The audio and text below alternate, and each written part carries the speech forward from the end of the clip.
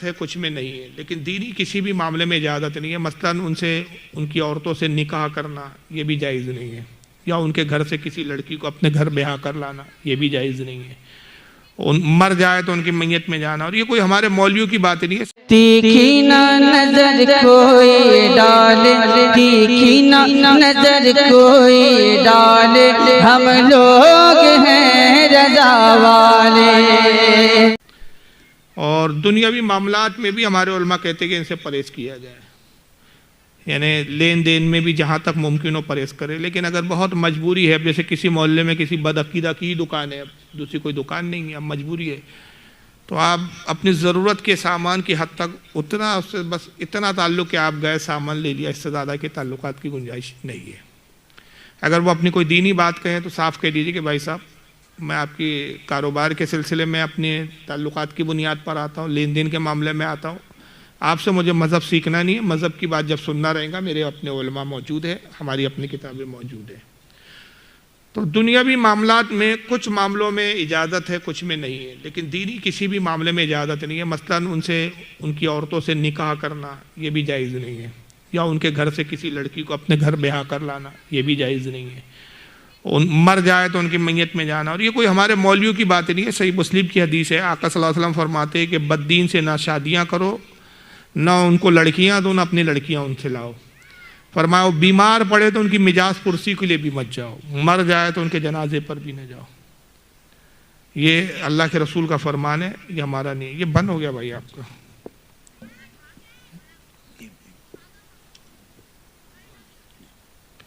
دوسرا سوال ہے کہ کیا ہے سترے کے صحیح حکم کیا ہے؟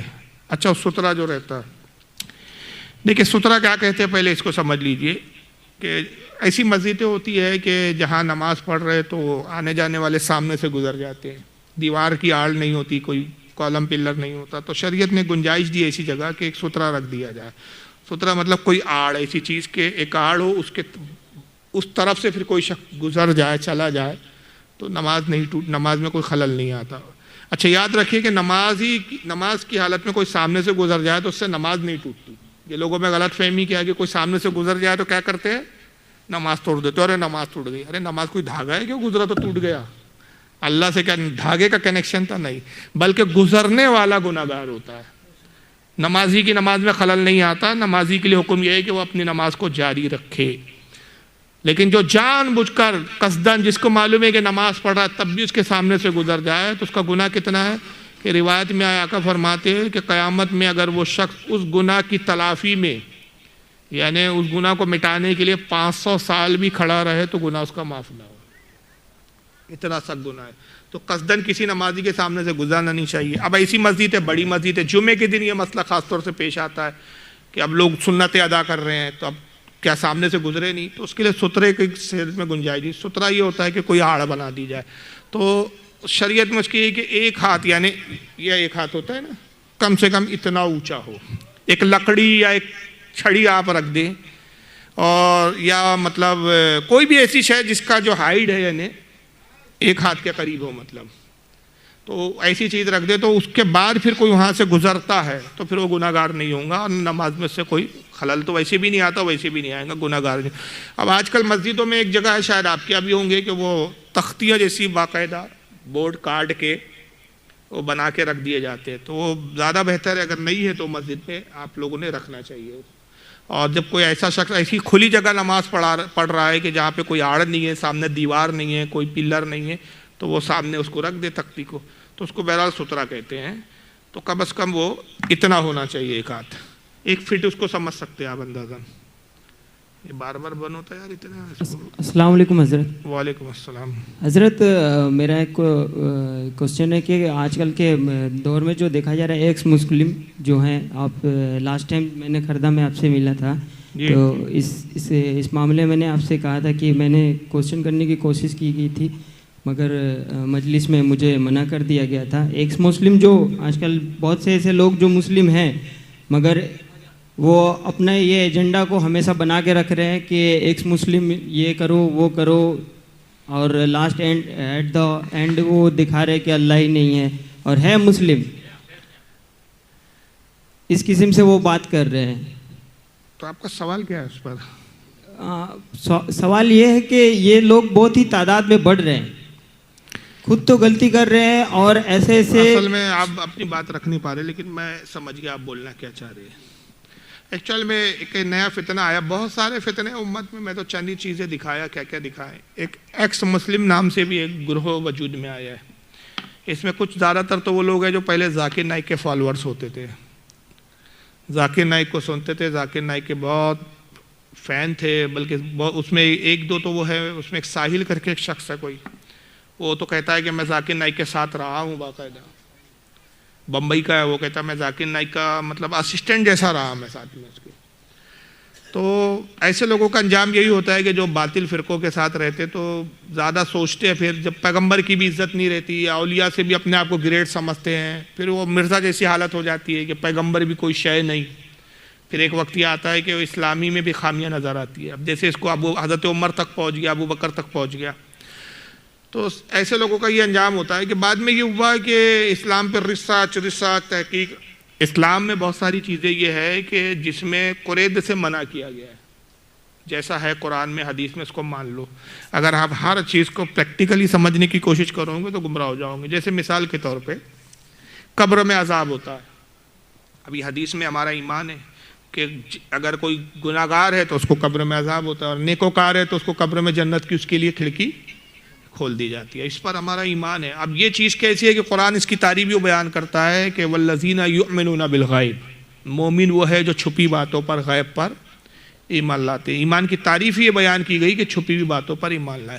اب کوئی وہاں سائنسی اصول لاگو کرے, عقل سے قیاس کرے کہ بھائی جنت کی کھڑکی کھولتی ہے, تو ہم نے تو سینکڑوں قبریں کھودی تو ہم کو تو کبھی کوئی جنت کی کھڑکی دکھی نہیں. سینکڑوں قبریں ہم نے کھودی تو کبھی کوئی آگ کا ایک شعلہ بھی نہیں دکھا ہم کو, ایک چنگاری بھی نہیں دکھی. تو یہ سب اسلام کی باتیں تو بچکانی اور ڈھکوسلے بازی لگتی ہے. تو جو عقل سے بہت زیادہ سوچتے ہیں ایسے لوگ بہت جلدی گمراہ ہوتے ہیں. ہر چیز کو عقلوں کی کسوٹی پہ نہیں پرکھا جا سکتا. بہت سی چیزیں دنیا میں ہی کچھ ایسی چیزیں جو عقل میں نہیں آتی ہے. تو یہ لوگ کیا کرتے ہیں ریسرچ کے نام پہ کہ نہیں بھائی ہر اس چیز کو ہم مانیں گے جو ہماری عقل میں آئیں گی, جو سائنٹیفک ہوں گی. نتیجہ یہ ہوتا ہے کہ ایک وقت یہ آتا ہے کہ گمراہ ہو جاتے ہیں. تو اس طرح کا ایک گروپ وجود میں آیا ہے جو اپنے آپ کو ایکس مسلم بولتا ہے. ایکس مسلم یہ کہ انہوں نے نعوذ باللہ من ذالک اسلام چھوڑ کے مرتد ہو گئے, یہ اسلام سے خارج ہو گئے, دوسرے مذہب کو قبول کر لیا. اچھا, اب ہندوستان کی ایسی فضا ہے کہ یہ مسلمان ہو کر جس فرقے میں جس مذہب میں گئے ہیں وہاں ہزاروں باتیں ایسی ہے کہ اس پر ہم بھی بات کر سکتے ہیں, لیکن یہ بولے تو صاحب ریسرچ اور تحقیق ہے, ہم بولے تو صاحب گستاخی ہو جاتی ہے, کیس بن جاتے ہیں, یعنی ہمیں اجازت نہیں ہے بولنے کی. تو یہ لوگ کیا کر رہی ہے ایکس مسلم, یہ میڈیا پر آتے ہیں, چینلز پہ آتے ہیں اور آ کے اسلام کے خلاف بکواس کرتے ہیں. یہ معراج النبی کا مذاق اڑائیں گے, قبر کا مذاق اڑائیں گے, اللہ کی صفات کا مذاق اڑائیں گے, رسول اللہ پہ تنقید کرتے ہیں معاذ اللہ. یہ ایسی سی گستاخی کرتے ہیں کہ آپ اس کو سن نہیں سکتے, لیکن اس ڈھنگ سے پیش کرتے ہیں جس کو کہ ہمارے نوجوان, وہی میں کہا کہ جب علم نہیں ہوتا اور ان کو سنتے تو ان کو سن کر بھی کئی لوگ گمراہ ہو رہے ہیں اور اسلام سے بدزن ہو رہے ہیں. تو اب ان سے نپٹنے کا طریقہ کیا ہے, یہی پوچھنا چاہتے ہیں. اب میں سمجھ گیا مفہوم یہ ہے کہ بھائی ایسے لوگوں کو کیسے کرے. تو دیکھیے وہ ایک محاورہ ہے نا کہ سانپ کا منتر جس کو آتا ہو وہی بل میں ہاتھ ڈالے. ہر اناڑی آدمی بل میں ہاتھ ڈالے گا تو سانپ ڈس لے گا. سانپ پکڑنے والے کو پتہ ہوتا ہے کہ کیسے پکڑنا ہے اس کو. تو اس معاملے میں ہمارے وہ علماء کو سامنے آنا چاہیے, ہمارے ان نوجوانوں کو سامنے آنا چاہیے کہ جو ان کے اعتراضات کا جواب دو طریقے سے دے سکتے ہیں. ایک تو یہ کہ سائنٹیفک اور عقلی طور پر جوابات, کیونکہ وہ قرآن و حدیث کو تو مانتے ہی نہیں وہ لوگ. اگر آپ بولے کہ بھائی قرآن میں آیا تو مذاق اڑاتے, کہتے ہیں قرآن اللہ کی کتاب ہے, ہم یہی نہیں مانتے. آپ کا اللہ کے رسول کی حدیث ہے, کہتے ہیں ہم پیغمبر کو ہی نہیں مانتے, تو حدیث کیا سنا رہے ہو, ہمیں تو بتاؤ جو ہماری عقل میں آئے. تو عقلی دلیل دینے کی جو صلاحیت رکھتے ہیں ایسے لوگوں نے سامنے آنا چاہیے, ایک چیز. دوسرا, جو دوسرے مذہب کی بارے میں بھی معلومات رکھتے ہیں حوالے کے ساتھ, لنترانی نہیں, گالی گلوچ کر دیا, غصے میں چیخ رہے چلا رہے, یہ جواب نہیں ہوتا میرے حساب سے. میرے نزدیک چلانا تقریر نہیں ہوتی, چلانے کا نام علم نہیں ہوتا. آپ وہی بات کو ٹھہر ٹھہر کے بھی سمجھا سکتے. تقریر اور علم کا معاملہ وہ ہوتا ہے جو بات کو ذہنوں میں منتقل کیا جائے. فن دکھانا کوئی تقریر نہیں ہے اور کوئی فن نہیں ہے. تو ایسے لوگ جو سنجیدگی کے ساتھ کتابوں کی روشنی میں ان کا جواب دے سکے, ایسے لوگوں کو سامنے آنا چاہیے. وہ چینلوں پہ اعتراض کر رہے ہیں، ہمیں بھی اپنے پرسنل ایسے چینل بنا کر اس کا جواب دینا چاہیے۔ اب ہر آدمی کی اپنی ایک فیلڈ ہوتی ہے، میری اپنی ایک فیلڈ ہے، ہر آدمی اپنی اپنی فیلڈ میں ماہر ہوتا ہے، تو اب ہر کام میں نہیں کر سکتا، ہر کام کوئی دوسرا نہیں کر سکتا، جو آپ کر سکتے ہو میں نہیں کر سکتا، جو میں کر سکتا وہ آپ نہیں کر سکتے، تو ایسے لوگوں کو سامنے آنا چاہیے، یہی اس کا سد باب ہے۔ واللہ اعلم ثم رسول عالم۔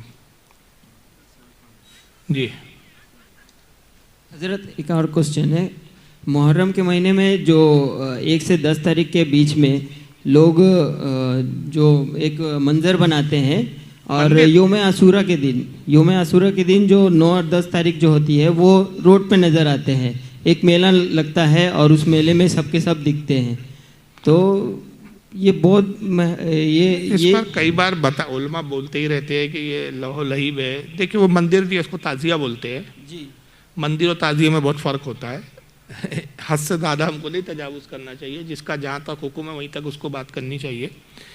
تعزیہ اور مندر میں فرق یہ ہوتا ہے کہ مندر میں باطل معبود و بت ہوتا ہے، تعزیہ میں ایسا کچھ ہوتا نہیں ہے۔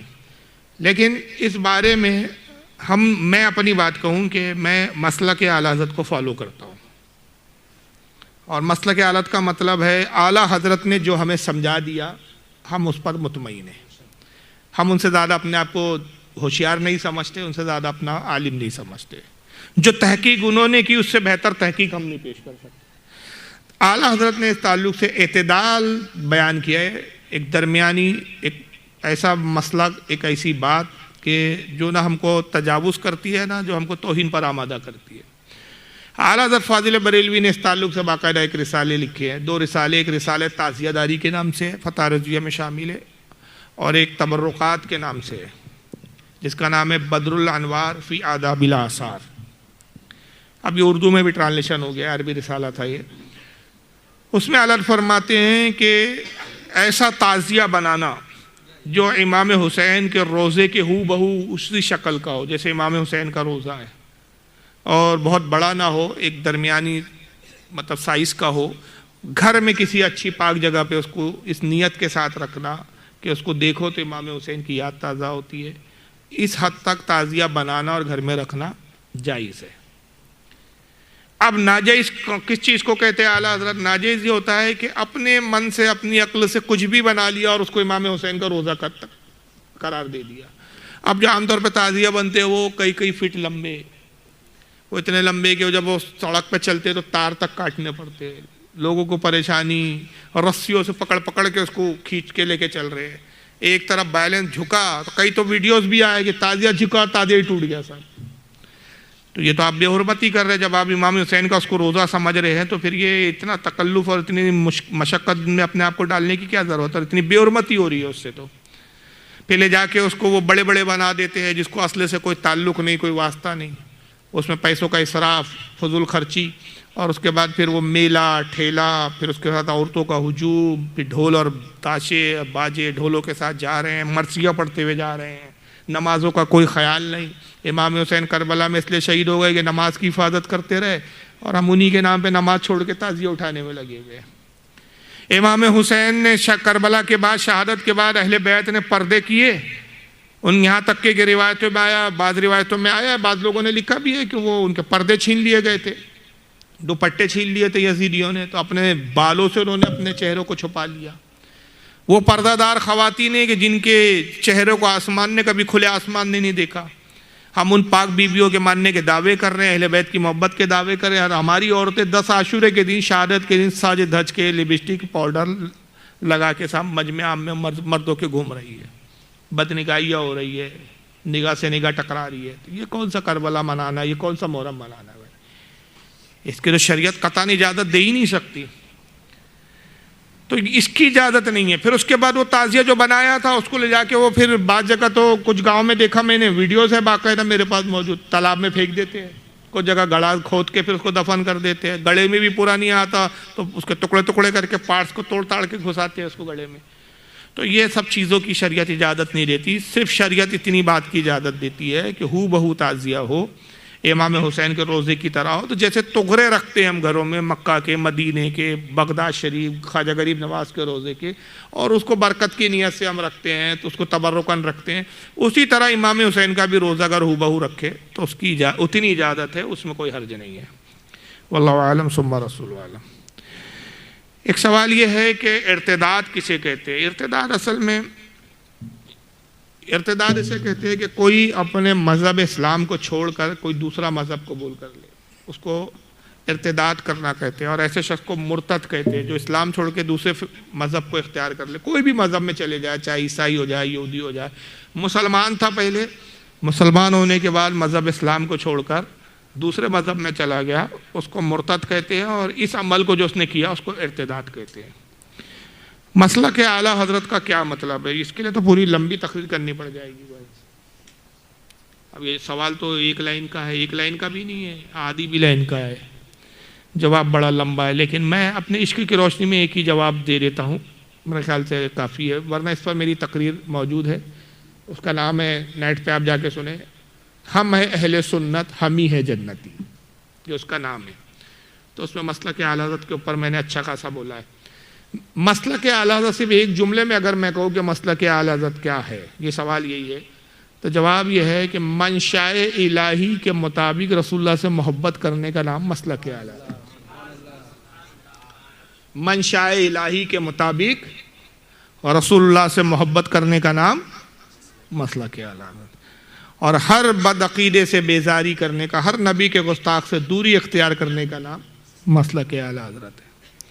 مسجد میں قرآن پاک اونچی آواز میں پڑھنے کا کیا مسئلہ ہے جبکہ نمازی نماز پڑھ رہا ہوتا ہے؟ مسجد ہی نہیں، آپ اگر اپنے گھر کی چھت پر قرآن اتنے زور سے پڑھ رہے ہیں، درہ مختار وغیرہ میں یہ مسئلہ باقاعدہ لکھا گیا ہے، بحر الرائق میں بھی ہے یہ، کہ اگر کوئی شخص اپنے مکان کی چھت پر اتنے زور سے پڑھے کہ لوگ آ رہے جا رہے ہیں، خرید و فروخت میں لگے ہیں، تو وہ جو قرآن پڑھ رہا ہے وہ گناہ گار ہوگا، نہ کہ وہ لوگ جو آ رہے جا رہے ہیں. تو کیونکہ قرآن عظیم کا ایک ادب یہ بھی ہے کہ اللہ قرآن میں خود فرماتا ہے کہ جب قرآن پڑھا جائے تو بادب اس کو سنو. لیکن یہ تب ہے کہ جب سننے والے بھی اس پر راضی ہو. اب سننے والے اپنے کام میں مصروف ہے، کوئی دنیاوی کام میں، اب آپ خاموخواہ جا کے ان کو قرآن سنانے بیٹھ گئے، ٹھیک ہے، ان کو تکلیف میں ڈالنا ہے، تو گناہ گار وہ خود سنانے والا ہوں گا. اسی طرح اگر مسجد میں کوئی قرآن پڑھ رہا ہے اور زور زور سے پڑھ رہا ہے، دوسرے نمازیوں کو خلل ہو رہا ہے، اب کوئی نماز میں اب قرآن کی آواز بھی آ رہی ہے تو اس کو اپنے صورتیں پڑھنے میں تکلیف ہو رہی ہے، تو اس سے وہ قرآن پڑھنے والا گناہ گار ہوگا، نہ کہ وہ نمازی. بلکہ وہ قرآن پڑھنے والے کو چاہیے کہ وہ اتنی ہی آواز میں پڑھے کہ جتنی آواز میں اس کے اپنے کان سن لے. بس اسی کو تلاوت کہا گیا ہے. یہ کیا ہے؟ مسجد میں دکھتے جاتے اور آتے وقت زور سے سلام کرنا. اچھا، دیکھیے مسجد میں داخل ہوتے وقت اور جاتے وقت اس بارے میں تو باقاعدہ ایک حدیث آئی ہے. اس کو ابن قیم جوزیہ جو غیر مقلدوں کا بہت بڑا علامہ ہے، اس کی کتاب ہے جلاء الافہام، اس میں بھی اس نے نقل کیا ہے. ہمارے اہل سنت کی بھی کتابوں میں، کتاب الشفا میں امام قاضی عیاض نے لکھا ہے، نسیم الریاض میں امام شہاب الدین خفاجی نے لکھا ہے، بہت سارے محدثین نے لکھا ہے، حتیٰ کہ امام مالک نے الموطا میں بھی لکھا ہے اس کو، کہ جب کوئی مسجد میں آئے اور مسجد میں کوئی نہ ہو تو آقا کہتے ہیں کہ وہ کہے السلام علیکم یا رسول اللہ. ملا علی قاری اس کی شرح کرتے ہوئے پھر مرکات شرح مشکات میں کہتے ہیں کہ مسجد میں رسول اللہ کی روح پاک ہوتی ہے. تو مسجد میں داخل ہوتے وقت اگر کوئی نہ ہو تو پھر کس پہ سلام کریں؟ رسول اللہ کو. لیکن اگر لوگ موجود ہیں تو آپ مطلقاً بغیر کسی کا نام لیے سلام کریں، یہ رسول اللہ کی سنت ہے. لیکن جو نماز میں ہیں، پہلے یہ تھا حکم، بعد میں وہ منسوخ ہو گیا کہ نماز کے اندر سلام کا جواب دینے کی اجازت تھی پہلے. تو نماز پڑھتے تھے لوگ اور کوئی مسجد میں داخل ہوا، اس نے سلام کیا السلام علیکم، تو نماز پڑھتے پڑھتے ہی صحابہ جواب دے دیتے تھے وعلیکم السلام. پھر حضور صلی اللہ علیہ وسلم نے منع کیا اس سے، پھر یہ حکم منسوخ ہو گیا. پھر کہا گیا کہ نماز میں جواب نہ دو. تو جو نماز کی حالت میں اس کو جواب دینا واجب نہیں ہے. جو نماز میں نہیں ہے، وضو وغیرہ کر رہا ہے یا وہیں مسجد میں کھڑا ہے، اس کے کانوں میں آواز پہنچے تو اس کو جواب دینا واجب ہے. تو سلام کر سکتے، حرج نہیں ہے. تو لیکن درمیانی آواز میں ہو، اتنا بھی نہیں کہ خاموں کا زور سے اتنا چیخ رہے کہ پورا مسجد کو ہی گنجا دیا السلام علیکم، ایسا کرنے کی ضرورت نہیں. ایک نارمل آواز میں اعتدال میں السلام علیکم، جتنوں نے سن لیا کافی ہے. اور سلام کا مسئلہ بھی یہ ہے کہ کسی نے سلام کیا مجلس میں، مثلاً یہ سینکڑوں لوگ بیٹھے ہیں، میں آیا، میں نے سلام کیا السلام علیکم، مجلس کو سلام کیا. ایک شخص نے بھی جواب دیا تو سب بری ذمہ ہو گئے, اور کسی نے جواب نہیں دیا تو سب گناہ گار ہو گئے. ایسا نہیں ہے کہ سب کو جواب دینا ضروری ہے. چلیے, امید ہے مسئلہ سمجھ میں آ گیا ہوں گا. غیر مسلم وہابی دیوبندیوں کو سلام کرنا کیسا ہے؟ اب یہ تو آپ ہی سمجھیے کہ جو ایسے بدترین جن کے عقیدے ہیں ان کو آپ سلام کریں گے کیا؟ اب آپ اپنے ضمیر سے فتویٰ پوچھیے. در حقیقت سلام کیا ہے؟ دعا ہے. جب آپ کہتے ہیں السلام علیکم, کیا مطلب ہوا ہے؟ اللہ کی سلامتی ہو تم پر, یعنی اللہ تم کو صحت مند رکھے, اچھا رکھے. اور جملے بڑھا دیے ورحمۃ اللہ وبرکاتہ, اللہ کی رحمت اور برکتیں بھی ہو تم پر, یہ اضافہ ہو گیا. اب ایک بدعقیدہ جو نبی کا گستاخ ہے اور آپ اس کی سلامتی کی دعا کر رہے ہیں تاکہ اور تو بیٹا زندہ رہے, تاکہ اور نبی کی گستاخی کرے, معاذ اللہ.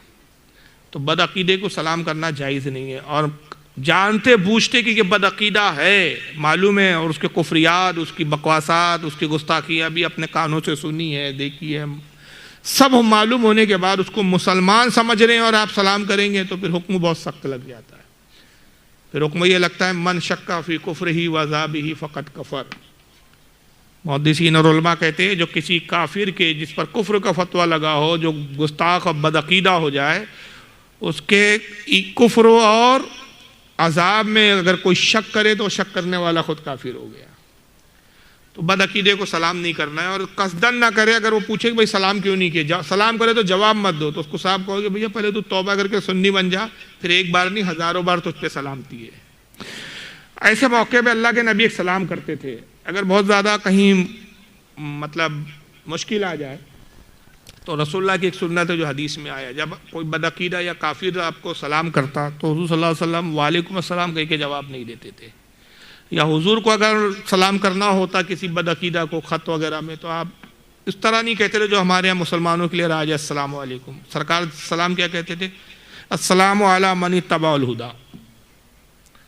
یہ معتدل سلام ہے, یعنی مطلب کیا ہوتا ہے؟ سلامتی ہو اس پر جو ہدایت کی پیروی کرے. یعنی اگر تو ہدایت کی پیروی کرے تو سلامتی ہے, اور اگر تو بدعقیدہ اور گمراہ تو پھر تجھ پر سلامتی نہیں ہے. اس کو کہتے ہیں مشروط سلام, شرط کے ساتھ ہے.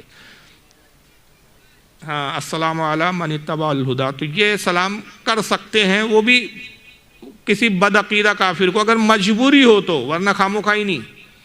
مجبوری ہے کہ جیسے بھائی اس سے جانی مالی نقصان ہونے کا اندیشہ ہے, محلے کا کوئی بہت دبنگ آدمی ہے, سلام کا اگر سلام نہیں کرے یا جواب نہیں دے تو دشمنی رکھ لے گا, دشمنی پال لے گا, نقصان پہنچائے گا, تو آپ کی مجبوری ہے کہ یار, تو اس وقت اس طرح کا کر سکتے ہیں.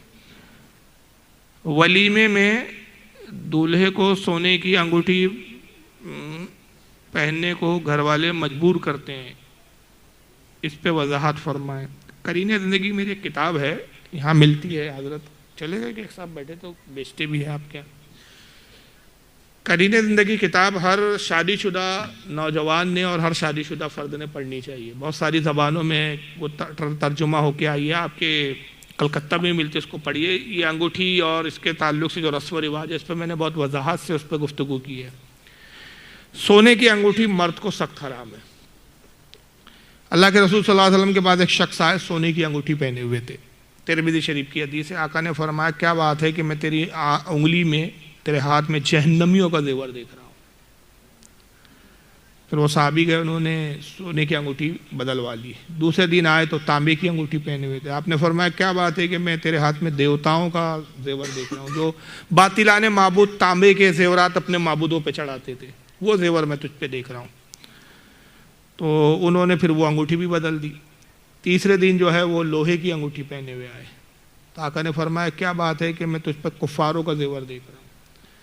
تو ان کو انگوٹھی پہننے کا شوق تھا صحابی کو. تو پھر انہوں نے عرض کیا یا رسول اللہ کیا میں انگوٹھی ہی نہ پہنوں؟ فرمایا اگر تیرا جی چاہے انگوٹھی پہننے کا تو چاندی کی ایک انگوٹھی بنا لے, اور 4.5 ماشا سے اس کو زائد نہ کرنا. 4.5 ماشا کتنا وزن ہوتا ہے ابھی مجھے ایگزیکٹ یاد نہیں, کتاب میں وہ کیلکولیشن کر کے لکھا ہو گیا ہے کہ کتنے گرام ہوتا ہے. ہمارے یہاں گرام چلتے ہیں, اب تو گرام میں کتنا ہوتا ہے. چاندی کی ایک انگوٹھی اور ایک نگ کی ہو. کتنی ہو؟ ایک نگ, اس میں نگ بھی 2-4 نہ ہو. ایسی ایک انگوٹھی مرد کے لیے, چاندی کی ایک انگوٹھی ایک نگ والی حلال ہے. 2 چاندی کی پہننا بھی اس کے لیے جائز نہیں. سونے کی تو قطعاً حرام ہے. البتہ عورتوں کے لیے سونے کے زیورات, سونے کی انگوٹھی پہننا جائز ہی نہیں بلکہ مستحب ہے.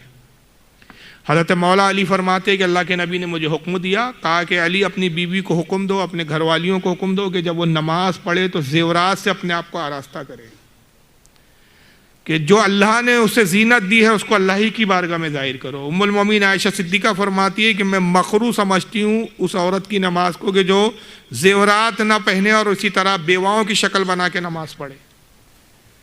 تو کسی نے عرض کیا کہ ام المومنین اگر کوئی مسکین اور غریب ہو تو فرمایا کہ کم از کم دھاگے کا ایک ڈورا ہی ڈال لے۔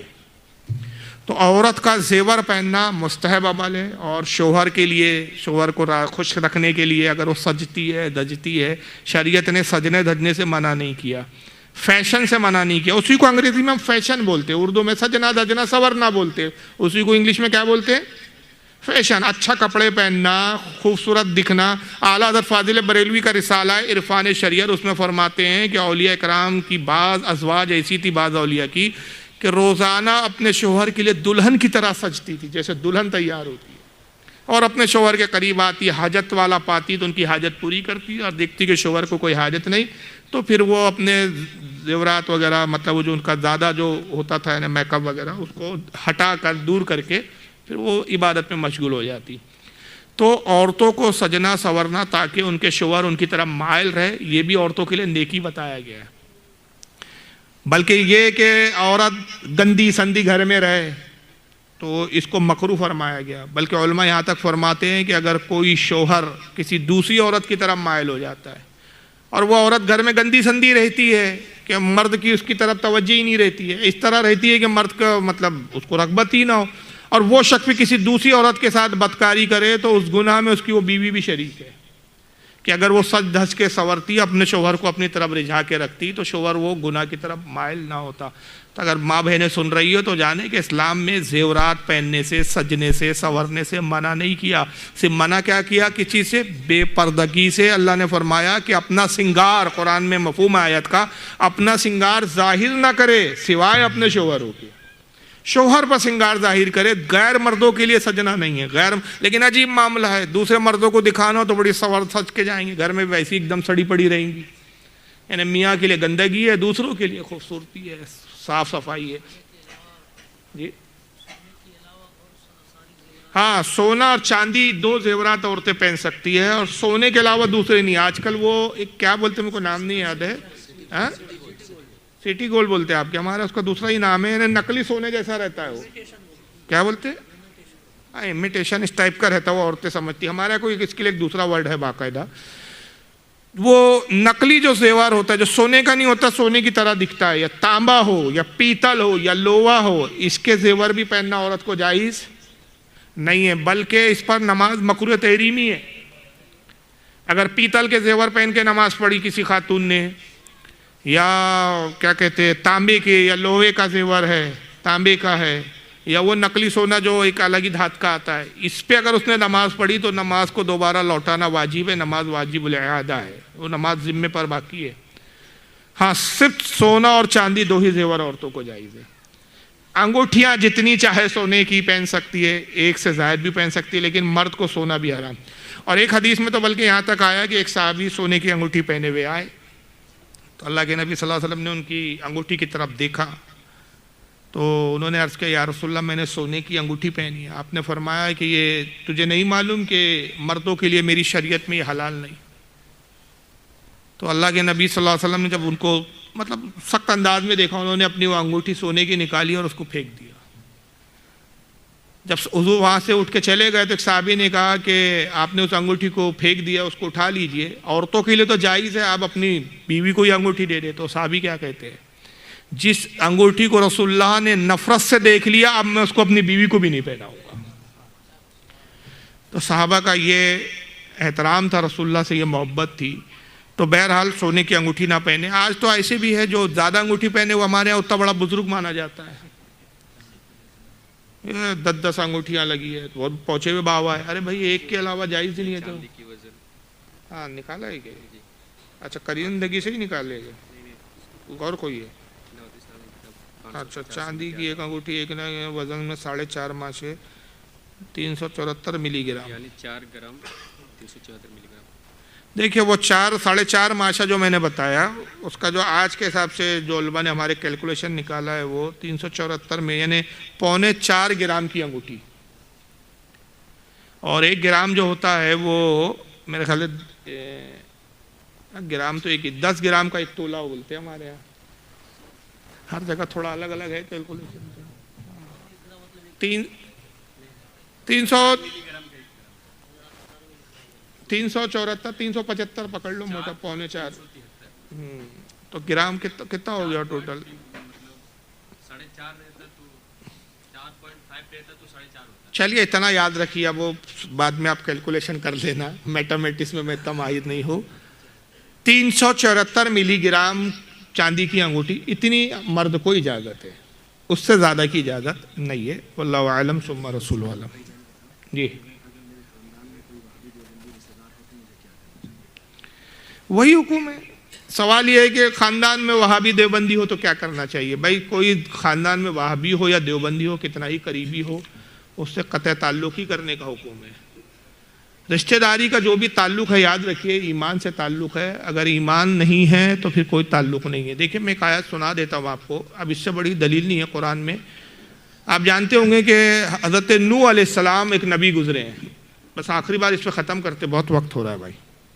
نوح علیہ السلام نبی گزرے، 950 سال انہوں نے تبلیغ کی، 950 سال میں صرف 83 لوگ ایمان لائے، بعض روایت میں 87 آیا ہے۔ تو جب وہ اپنی قوم سے مایوس ہو گئے، اب دیکھا کہ 950 سال میں اب اس سے زیادہ تو کوئی ایمان لایا نہیں اور اب نہ لانے کی امید نہیں ہے، تو انہوں نے اللہ کی بارگاہ میں ہلاکت کی دعا کر دی اپنی امت کے لیے، کہا پروردگار ان پہ عذاب بھیج دے۔ پانی کا عذاب آیا، اللہ نے کہا کہ نو کشتی بناؤ اور جو ایمان والے ان کو کشتی میں سوار کر لو۔ تو ایمان نہ لانے والوں میں ان کی بیوی بھی تھی اور ان کا ایک بیٹا بھی تھا، بیٹا ہو کر بھی وہ ایمان نہیں لایا، بیوی ہو کر بھی وہ ایمان نہیں لائی۔ اب بیوی سے زیادہ کوئی قریب کا رشتہ ہے مجھے بتائیے آپ، بولیے۔ آپ تو اس میں لگے نا یہ چچا ہے، یہ تایا ہے، یہ فلا ہے، یہ فلا ہے، یہاں تو بیوی ہے سگی۔ پھر بیٹے سے زیادہ کوئی رشتہ ہے؟ باپ کے لیے سب سے نزدیک کا رشتہ کیا ہوتا ہے؟ بیٹا اور باپ کا رشتہ۔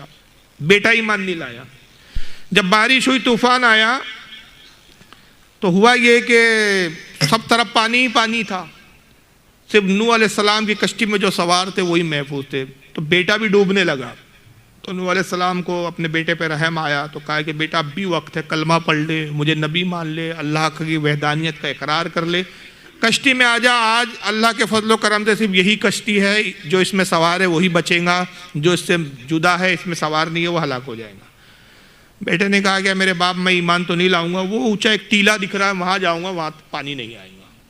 وہ ٹیلے پہ چڑھنے لگا، بارش بڑی، پانی بڑھتا رہا، پانی کا لیول بڑھتے بڑھتے ٹیلے تک آیا، آخر میں وہ ڈوبنے لگا، وہ ٹیلا بھی پانی میں ڈوب گیا۔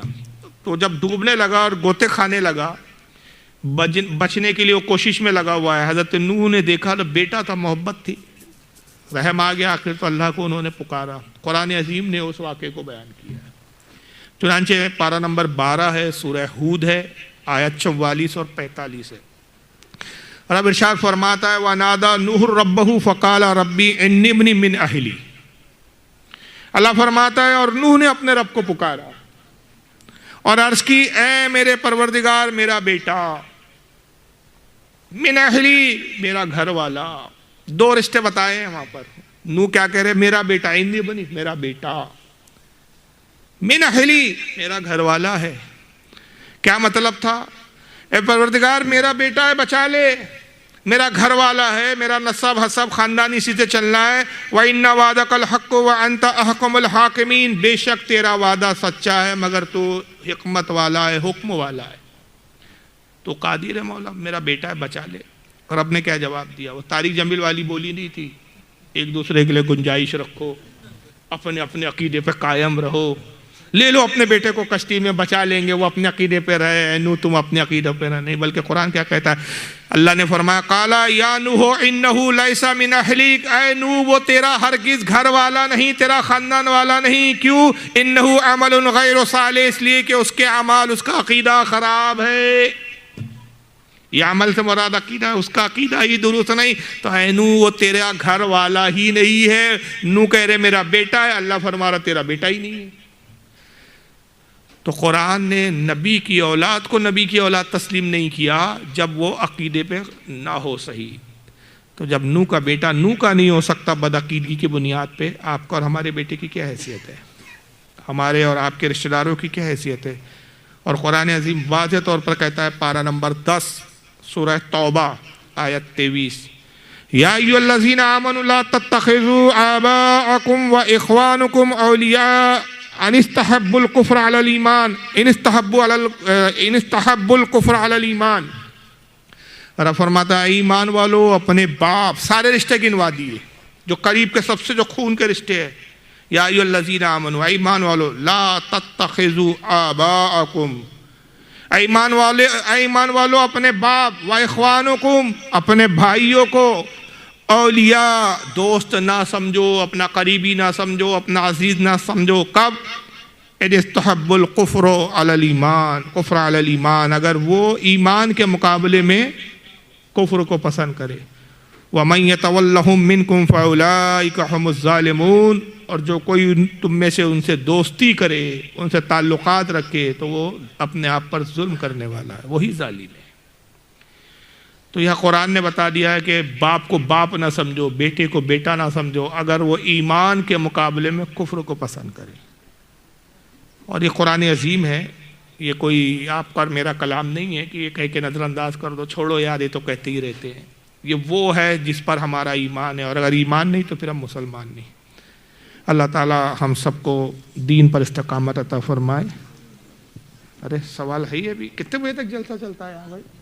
نہیں مجھے حرج نہیں ہے، میں یہ سوچ رہا ہوں کہ لوگ تھک نہ گئے ہو، تھک نہ گئے ہو، مجھے کوئی حرج نہیں ہے. میری تو اجازت دیں گے تو پوچھیں. ہاں پوچھیے. بولنا حضرت کہ ہمارے پیارے آقا میٹھے محمد صلی اللہ علیہ وسلم کے جو چچا تھے جی، تو کچھ لوگوں کا کہنا ہے کہ مطلب وہ کلمہ پڑھنے سے پہلے ہی دنیا سے رخصت کیے. آپ ابو طالب کے بارے میں بات کر رہے ہیں. جی. اور مگر آپ صلی اللہ علیہ وسلم کا بچپنا ان کے ساتھ گزرا اور اسلام کی بہت خدمت بھی کی ہے وہ، تو ان کے بارے میں مطلب ہم کیا کیسی سوچ رکھیں؟ دیکھیے اس بارے میں جذبات سے کام نہیں چلتا. ایمان اور کفر دونوں ایسی چیزیں ہیں، یہ تھوڑا سا پہلے تمہید کو سمجھے تو مسئلہ آپ کے سمجھ میں اچھی طریقے سے آئے گا. کفر اور ایمان دونوں کے لیے دلیل قطعی چاہیے. ظن اور قیاس کی بنیاد پر نہ کسی کا ایمان ثابت ہوتا ہے، اور ظن اور قیاس کی بنیاد پہ نہ کسی کو کافر ڈکلیئر کیا جا سکتا ہے. کفر کے بارے میں بھی یہ حکم ہے کہ جب تک کسی کا کفر آفتاب سے زیادہ روشن نہ اس کو کافر نہیں کہہ سکتے. ایمان کے بارے میں بھی یہ ہے کہ جب تک اس کا ایمان آفتاب سے زیادہ روشن اور واضح نہ ہو اس کو مومن نہیں کہا جا سکتا.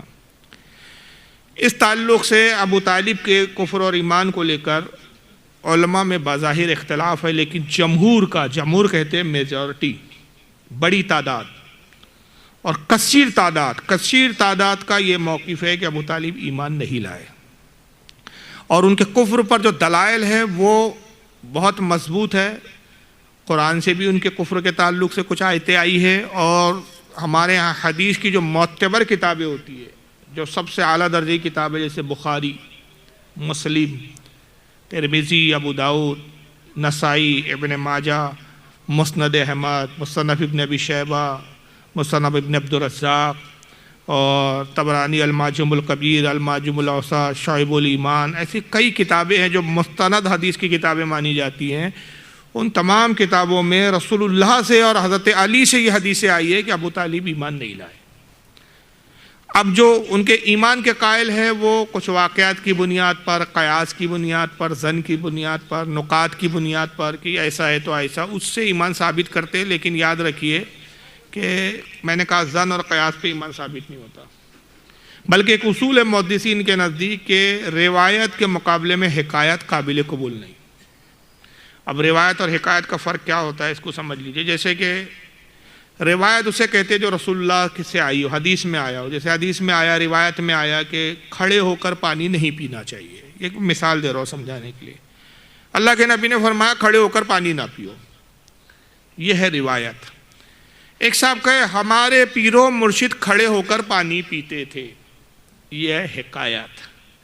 اب آپ خود بتائیے کہ قول کون سا حجت بنے گا، رسول اللہ کی حدیث بنے گی کہ پیر صاحب کا عمل بنے گا؟ رسول اللہ کی حدیث. ابو طالب کے کفر پر رسول اللہ کی فرامین ہے. اور ایمان کی جو دلیل بیان کی جن علماء نے، انہوں نے واقعات کی بنیاد پر ایمان ثابت کرنے کی کوشش کی، اور ان کے دلائل انتہائی کمزور ہیں. اب اتنا وقت نہیں کہ اس پر میں تفصیلی گفتگو کروں، بس 2-4 باتیں میں مختصر عرض کر دیتا ہوں. کہ جیسے بخاری شریف ہمارے ہاں قرآن کے بعد سب سے معتبر کتاب مانی جاتی ہے.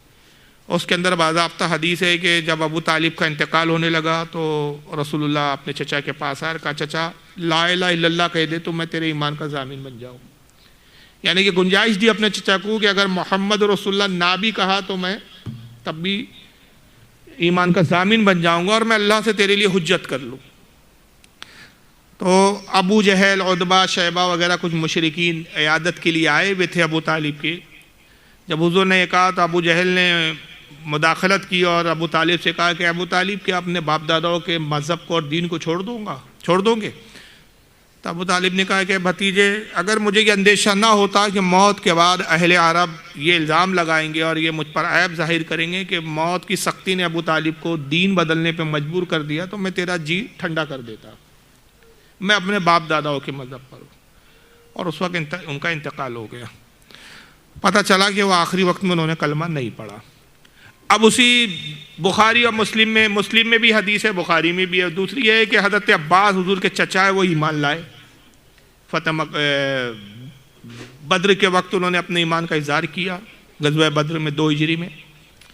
مدینے میں آ کے مقیم ہو گئے. ایک موقع پر رسول اللہ سے پوچھتے، اور یہ بھی حدیث بخاری مسلم میں، کہتے یا رسول اللہ آپ کا چچا ابو طالب آپ کے لیے دشمنوں سے لڑتا تھا، آپ کو دشمنوں سے دور کرتا تھا، آپ کی نصرت کی، آپ نے موت کے بعد اس کو کیا فائدہ پہنچایا؟ تو حضور نے فرمایا کہ میں نے اپنے چچا کو گردن تک آگ میں ڈوبا ہوا پایا، تو میں نے اس کو یہ مدد کی، یہ میں نے اس کو فائدہ پہنچایا کہ اللہ سے میں نے اس کے لیے سفارش کی، اللہ نے مجھے اجازت دی، تو میں نے گردن تک جو آگ میں ڈوبا تھا کھینچ کر ٹخنوں تک کی آگ میں کر دیا. ابو طالب میرے چچا کو اب آگ کے جوتے پہنائے گئے ہیں، اور اس آگ کے جوتوں کی وجہ سے ان کا دماغ ایسے پک رہا ہے جیسے کھچڑی پکتی ہے دیگچے میں، اور یہ جہنم کا سب سے کم تر عذاب ہے. لیکن میرے چچا یہ گمان کرتا ہے ابو طالب کے سب سے زیادہ عذاب اسی پر ہے. یہ بخاری اور مسلم کی حدیث ہے. مجھے صرف ایک چھوٹی سی بات بتائیے، اگر ابو طالب ایمان لائے ہوتے تو حضرت عباس یہ سوال ہی کیوں کرتے؟ چلو سوال کر لیا تو حضور نے کہا میں نے گردن تک میں آگ میں ڈوبا ہوا پایا، تو حضرت عباس فوراً اعتراض کرنا چاہیے تھا، یا رسول اللہ وہ تو مسلمان مرے، کلمہ پڑھ کے مرے، مومن مرے، جہنم میں کیسے؟ اب اس کے برعکس جو کچھ لوگ جو دلائل لاتے ہیں، دلیلیں لاتے ہیں، تو کس طرح کی لاتے ہیں؟ حضور کو ابو طالب نے پالا، تو کیا ایک نبی ایک کافر کے گھر پلیں گا؟ یہ قیاس ہے، دلیل نہیں ہے، روایت نہیں ہے. کیا اس سے پہلے ایسا نہیں ہوا؟ حضرت ابراہیم کو کس نے پالا؟ چچا نے، آزار. بت پرست تھا وہ، تو بت پرستی نہیں تھا، بت بناتا تھا وہ. بلکہ یہاں تک روایتوں میں آیا کہ حضرت ابراہیم جب بالغ ہوئے، بڑے ہوئے، تو اس نے مجبور کیا کہ ابراہیم تم کو بھی بت بیچنا پڑے گا، مفت کی کھانے نہیں دوں گا تم کو، محنت کرو، بت بیچو. انہوں نے کہا میں بت نہیں بیچوں گا. مارا، زرقوب کیا حضرت ابراہیم علیہ السلام کو، اور زبردستی کہا جاؤ بت لے کے. حضرت ابراہیم بت لے کر گئے، رسی گلے میں بندھی ہوئی ہے، گھسیٹتے لے جا رہے ہیں اس کو، اور کہتے ہیں لوگوں اس معبود کو خرید لو جو اتنا مجبور ہے کہ اس کے گلے میں جب میں نے رسی باندھی اور رسی بھی نہیں چھڑا سکتا. جب انہوں نے اس طرح مذاق اڑایا تو چچا مجبور ہوا، کہا کہ ابراہیم بہتر ہے کہ اب تو گھر پہ ہی بیٹھ، بت بیچنے نہ جا، ورنہ ایک فتنہ کھڑا ہو جائے گا. تو اس دن سے بہرحال اس نے ایک ہی دن میں حضرت ابراہیم نے کام تمام کر دیا. لیکن پالا کس نے تھا حضرت ابراہیم کو؟ بولو. آزار نے. مشرک تھا، کافر تھا. حضرت موسیٰ کہاں پلے؟ ان کی پرورش کہاں ہوئی؟ فرعون کے. تو ایک نبی اگر کسی کافر کے پرورش میں پل جائے تو اس سے ایمان تھوڑی ثابت ہو جاتا. تو یہ دلیل نہیں ہے. پھر دلیل لاتے ہیں کچھ لوگ، بھائی وہ حضرت ابو طالب نے نکاح پڑھایا رسول اللہ کا، تو کیا نکاح کافر پڑھا سکتا ہے؟ سب سے پہلی بات تو حضور صلی اللہ علیہ وسلم نے اس وقت نبوت کا اعلان ہی نہیں کیا، تو ابھی تو ایمان کا سوال ہی پیدا نہیں ہوتا. پھر ابو طالب نے اگر نکاح پڑھایا تو سب سے پہلی بات یہ بھی جھوٹ بولتے ہیں. تاریخ ابن ہشام اٹھا لو، سیرۃ النبوہ ان کی کتاب ہے ابن ہشام کی، ابن اسحاق کی اٹھا لو، یہ تاریخ کی قدیم اور پہلی کتابیں ہیں. ذرا اس میں دیکھیے خطبہ کیا پڑھا تھا ابو طالب نے. اس زمانے میں کیا یہی خطبہ تھا جو آپ اور ہم پڑھتے ابھی نکاح میں، جس میں قرآن کی آیتیں ہیں، رسول اللہ کی حدیث پڑھی جاتی ہے، النکاح من سنتی، کیا یہی وہی خطبہ ہے جو آج پڑھا جاتا ہے؟ یہ تو خطبہ رائج ہی نہیں ہوا تھا. اس وقت کیا خطبہ تھا؟ وہ خطبہ ابن ہشام نے، ابن اسحاق نے لکھا ہے. ابو طالب نے جو خطبہ دیا تھا، خطبہ کہتے ہیں تقریر کو، انہوں نے اپنے قبیلے قریش کی تعریف بیان کی. اس میں نہ کوئی نبی کی نبوت کا اظہار ہے، نہ اللہ کی توحید کا اظہار ہے. انہوں نے قریش قبیلے کی تعریف بیان کی. خطبہ مطلب کھڑے ہوئے کہا ہمارا قبیلہ وہ ہے جو یہ بہادر ہے، ہم جب جنگ کے میدان میں اترتے ہیں تو ہم یہ ہوتے ہیں وہ ہوتے ہیں، ہمارے ہاں یہ شرافت ہے، ہمارے ہاں یہ خوبی ہے. یہی خطبہ تھا. اور حضرت ختیجہ کی طرف سے ایک شخص تھے، ان کا نام ابھی ذہن میں نہیں، انہوں نے بھی اپنے قبیلے کی تعریف بیان کی، اور یہ خطبہ تھا. یہ خطبہ تھوڑی تھا. پھر دوسری چیز کہ مسئلہ تو یہ ہے کہ نکاح، خطبہ نکاح کی شرط ہی نہیں ہے. نکاح کی شرط کیا ہے؟ مہر کا ہونا، مرد اور عورت کا ایک دوسرے کو ایجاب و قبول کر لینا، اور تیسری شرط ہے 2 گواہوں کا ہونا. خطبہ دینا نکاح کی شرط ہی نہیں. پھر چوتھی چیز، کفر کے زمانے کے نکاح کو بھی اسلام نے، اسلام لانے کے بعد اس کو صحیح قرار دیا. جیسے جتنے صحابہ کرام تھے جو پہلے کافر تھے، انہوں نے نکاح کیے تو ان کے بھی نکاح جو ہے وہ کفر کے دور میں کفر کے رسم و رواج کے مطابق ہوئے. پھر وہ ایمان لائے تو کیا ایک کوئی ایسی روایت ملتی کہ اللہ کے نبی نے کہا تم دوبارہ نکاح کرو، تمہارے جو کفر کے نکاح تھے وہ صحیح نہیں تھے؟ کوئی روایت نہیں ملتی. یا یہ کہا کہ جو تمہاری کفر کی حالت میں جو اولادیں پیدا ہوئی تھی وہ سب ولد الزنا ہے، حرامی ہے؟ کوئی روایت نہیں ملتی. اس وقت کی اولاد کو بھی جائز قرار دیا گیا، ان نکاح کو بھی درست قرار دیا گیا، تجدید نکاح نہیں ہوا. تو یہ بھی ایمان کی دلیل نہیں بنتی. تو اس طرح کی یہ دلیلیں لا کے جو ہے کچھ لوگ ایمان ثابت کرتے ہیں، تو صریح کے خلاف یہ چلتا نہیں ہے. بلکہ خود غالباً مسلم کے اندر یہ حدیث اور مسند احمد میں بھی ہے کہ حضرت علی آئے رسول اللہ کی خدمت میں اور عرض کیا یا رسول اللہ آپ کا چچا بڈھا کافر مر گیا. حضرت علی نے خود یہ جملوں میں اطلاع دی اپنے باپ کی موت کی کہ یا رسول اللہ آپ کا چچا بڈھا کافر مر گیا. حضور نے فرمایا اس کو تنگ گڑھے میں دبا آ. یہ بھی روایت موجود ہے. ہمارے جتنے مستند امام ہیں، جو بڑے امام ہیں، جیسے امام اعظم ابو حنیفہ، امام شافعی، امام مالک، امام احمد ابن حنبل، سب کا یہی نظریہ اور یہی موقف ہے کہ ابو طالب کلمہ نہیں پڑھے. امام اعظم کی الفقہ الاکبر کتاب عقائد کی، امام اعظم کی کتابیں مدارس میں پڑھائی بھی جاتی ہے. کچھ مدرسوں میں کورس میں داخل ہے، وہ کچھ مدرسوں میں سب جگہ نہیں ہے، لیکن وہ کتاب مل جاتی ہے آسانی سے، الفقہ الاکبر. اس کے اندر امام اعظم باقاعدہ فرماتے ابو طالب ماتا کافرہ، حضور کا چچا ابو طالب اس کی موت کفر پر ہوئی. یہ حضرت امام اعظم کا قول ہے. امام شافعی بھی فرماتے کہ ایمان نہیں لائے. حتیٰ کہ امام جعفر صادق کی روایت ہے، امام باقر کی روایت ہے، اہل بیت کی خود روایت ہے کہ ابو طالب ایمان نہیں لائے. لیکن اب یہ دور میں لوگ سمجھتے ہیں کہ بھائی حب علی اور حب اہل بیت کا تقاضا ہے کہ ابو طالب کو بس کسی بھی طرح کھینچتان کے ہم مومن قرار دے دے. تو عجیب عجیب باتیں ہونے لگی ہے اس تعلق سے. اور نعوذ باللہ یہ سمجھتے ہیں کہ بھائی ابو طالب کو اگر کوئی مسلمان نہ سمجھے تو بڑا مسئلہ کھڑا ہو جائے گا. تو سوال یہ پیدا ہوتا ہے کہ حضور کے ایک چچا پہ آپ کو اتنی پریشانی ہے کہ ابو طالب ایمان نہیں لائے، تو 9 چچا تھے حضور کے اور جو ایمان نہیں لائے، ان کے بارے میں پھر آپ کیوں بے چین کیوں نہیں ہیں؟ حضور کے 9 چچا اور بھی ہیں نا جو ایمان نہیں لائے، اس بارے میں تو آپ بے چین نہیں. تو کہیں نہیں ان سے کوئی مطلب نہیں کیونکہ یہ علی کے باپ ہے اس لیے. اب کیسی کیسی تقریری جذباتی باتیں ہوتی ہیں. میں نے کہا کفر اور ایمان جذبات پہ نہیں ثابت ہوتے. حضور نے علی کو کل ایمان کہا، کل ایمان کب آپ کافر ہوں گا؟ یہ آپ کی عقل ہے، روایت نہیں ہے. روایت چاہیے اس کے لیے، دلیل چاہیے اس کے لیے. تو دلائل بہت زیادہ مضبوط ہے. سارے ائمہ کا یہی اقوال ہے. خود اعلیٰ حضرت فاضل بریلوی نے اس پر ایک مستقل رسالہ لکھا ہے جس کا نام ہے شرح البطالی فی مبعث ایمان ابی طالب، اور اس میں اعلیٰ حضرت نے یہی ثابت کیا کہ وہ ایمان نہیں لائے. البتہ اعلیٰ حضرت پورے رسالے میں اپنی پوری تحقیق پیش کرنے کے بعد مضبوط دلائل کے ساتھ اس کے بعد پھر آپ یہ بیان فرماتے ہیں کہ البتہ یہ ہے کہ ابو طالب کا نام جب بھی لیں گے تو بے حرمتی کے ساتھ نہیں لیا جائے گا، توہین نہیں کی جائے گی. ان کا کفر اور ابو جہل کے کفر میں زمین آسمان کا فرق ہے. کہ ابو جہل کفر کے ساتھ گستاخ بھی تھا، یہ گستاخ نہیں تھے، رسول اللہ کے چاہنے والے تھے، محبت تھی ان کو رسول اللہ سے. یہ سب تحقیق کے بعد بھی میں آخری میں ایک بات کہتا ہوں کہ اگر کوئی بالفرض ابو طالب کو مسلمان سمجھتا ہے تو اس کے بارے میں بھی ہمارے ہاں علماء کوئی حکم نہیں لگاتے. ٹھیک ہے، اگر آپ کا دل چاہتا ہے، آپ ان تحقیق کو پسند کرتے ہیں جو ایمان کی طرف لے جاتی ہے، جن علماء نے ایمان کی بات کی ہے، اگر آپ مسلمان سمجھتے ہیں، کوئی پرابلم کب آ جاتا ہے؟ ابھی ایک دوسرا دستور چلا ہے، ابھی سوال ہوا تو میں اتنی باتیں کر رہا ہوں، ورنہ اس موضوع پہ ہم بات بھی نہیں کرتے، کیونکہ ابو طالب کا ایمان اور کفر کا مسئلہ ضروریات دین میں سے ہے بھی نہیں ہمارے یہاں، نہ ان سے کوئی ایسی روایت ہمارے یہاں ایک موجود ہے کہ جو احکام میں استعمال کی گئی ہوگی جس سے ہمارا کوئی فرائض ہمارے اور واجبات پہ مسئلہ کھڑا ہو جاتا ہو کہ بھائی اگر یہ ابو طالب کو مسلمان نہ سمجھے تو پھر یہ فرائض اور واجبات کا کیا ہوں، ایسی کوئی روایت بھی نہیں ہمارے یہاں سے۔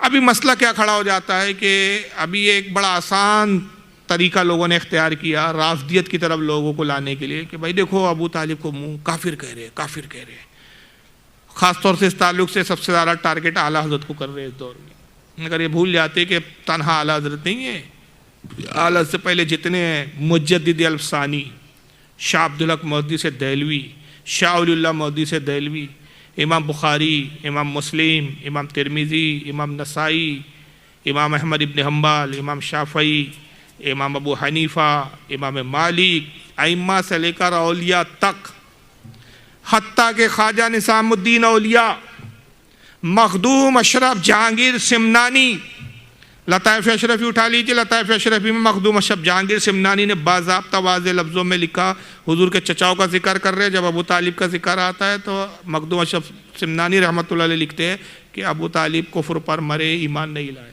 اور یہی روایت لکھی جو میں نے ابتدا میں بیان کی کہ رسول اللہ نے ان کے لیے گنجائش رکھی، کہا کہ صرف لا الہ الا اللہ کہہ دو تب بھی میں اللہ کے لیے تیرے لیے حجت قرار پاؤں، تو مخدوم اشرف کے جملے فرماتے کہ ان پر اللہ کا لکھا ہوا غالب آیا اور وہ آخری تک ایمان نہ لایا اور کفر پہ ان کی موت ہوئی۔ نظام الدین اولیاء فواد الفواد ان کی کتاب ہے، اس میں نقل فرماتے ہیں کہ ابو طالب کا انتقال ہوا، حضور نے سمجھایا، نہیں مانے، کفر پر انتقال ہو گیا۔ جب جنازہ جا رہا تھا رسول اللہ بار بار ہاتھ اٹھاتے تھے، بار بار ہاتھ اٹھاتے تھے جنازے کے ساتھ۔ صحابہ نے عرض کیا یا رسول اللہ آپ ہاتھ اٹھاتے، اس سے پہلے ہم نے کسی جنازے میں آپ کو اس طرح کرتے ہوئے نہیں دیکھا۔ فرمایا عذاب کے فرشتے بالکل آ چکے ہیں، چاہتے کہ ابو طالب کو جنازے سے اٹھا لے جائے، میں بار بار ہاتھ اٹھا کے اللہ کا واسطہ لے کے کہتا ہوں کہ کچھ دیر تو ٹھہر جاؤ۔ یہ لکھنے والا کون ہے؟ اعلیٰ حضرت نہیں ہے جو حالت کو گالیاں بک رہے، ہمت ہو تو نظام الدین اولیاء کو گالی بک کے بتاؤ، فواد الفواد میں نظام الدین اولیاء نے لکھا ہے بھائی صاحب۔ تو صوفیہ کے اب یہ روایتیں موجود ہے باقاعدہ، صوفیوں نے بھی لکھا، لیکن رافضیت کو پروموٹ کرنے کے لیے بہت آسان چٹکلے ہیں لوگوں کے پاس جس کا استعمال ہو رہا ہے۔ لیکن ہم کہتے چلیے اگر آپ مسلمان مانتے مانیے، کوئی حرج نہیں ہے، ہم کچھ نہیں کہتے، لیکن مسئلہ تب کھڑا ہو جاتا ہے کہ کچھ ایسے بھی مولویوں کے بیچ میں تقاریریں آئی، کچھ جملے آئے کہ جو ابو طالب کو مسلمان نہیں مانتے ہم ان کو مسلمان نہیں مانتے۔ ابھی تم ہوتے کون ہو؟ تم نہ ماننے سے کیا ہوتا ہے؟ نام لے کے بولو، اعلیٰ حضرت کو کیوں ٹارگٹ کرتے ہو؟ تھوڑا مردانگی لاؤ، بولو امام بخاری نے لکھا ایمان نہیں لائے، ہم امام بخاری کو مسلمان نہیں مانتے، ہمت کر کے لکھو، بولو امام مسلم نے لکھا کہ وہ جہنم کے عذاب میں، ہم امام مسلم کو مسلمان نہیں مانتے، امام ابو حنیفہ کو مسلمان نہیں مانتے، امام شافعی کو مسلمان نہیں مانتے، امام احمد ابن حنبل کو مسلمان نہیں مانتے، امام مالک کو مسلمان نہیں مانتے، مخدوم اشرف سمنانی کو مسلمان نہیں مانتے، نظام الدین اولیاء کو نہیں مانتے۔ تب قوم خود فیصلہ کر لیں گے، جب تم اتنوں کو مسلمان نہیں مانتے تو ہم تم کو کیوں مسلمان مانے؟ مگر یہ سب مکاری یہاں ہے، اور یہ مسئلوں پہ تو گفتگو بھی نہیں کرنا چاہیے۔ علماء نے ان مسئلوں پہ بات کرنے سے بھی منع کیا کہ کوئی ایسا ٹاپک نہیں کہ جس سے اسلام کا بہت بڑا مسئلہ ہے۔ اتنا ہونے کے بعد بھی اعلیٰ حضرت یہ کہتے ہیں کہ بھئی ابو طالب کو زبان درازی نہ کی جائے، برے القاب سے نہ یاد کیا جائے، ہاں لیکن یہ ہے کہ ان کو حضرت کہنا یا رضی اللہ عنہ کہنا یہ درست نہیں ہے، کیونکہ ان کا ایمان ثابت نہیں ہے صحیح روایتوں سے۔ اب آپ یہ نام جب لیں گے تو احتراماً کچھ اچھے سے جملے بول سکتے ہیں، جیسے جناب ابو طالب بول دیا تو ٹھیک ہے وہاں تک، یا ابو طالب کہہ رہے تھے، جا رہا تھا، بول رہا تھا، یہ جملے سے پرہیز کرنا چاہیے، کیونکہ رسول اللہ کو اس سے بھی تکلیف ہوتی ہے، بھئی آخر چچا تھے، ٹھیک ہے جیسے بھی تھے چچا تو حضوری کے تھے۔ تو اعلیٰ حضرت نے کہا اس طرح کے جملے ان کے بے ادبی کے نہ استعمال کریں، لیکن عقیدہ یہی رکھا جائے گا ان کے بارے میں کہ وہ ایمان نہیں لائے۔ واللہ اعلم ثم رسول عالم۔ چلیے آئیے صلاۃ والسلام کے لیے کھڑے ہو جائیں۔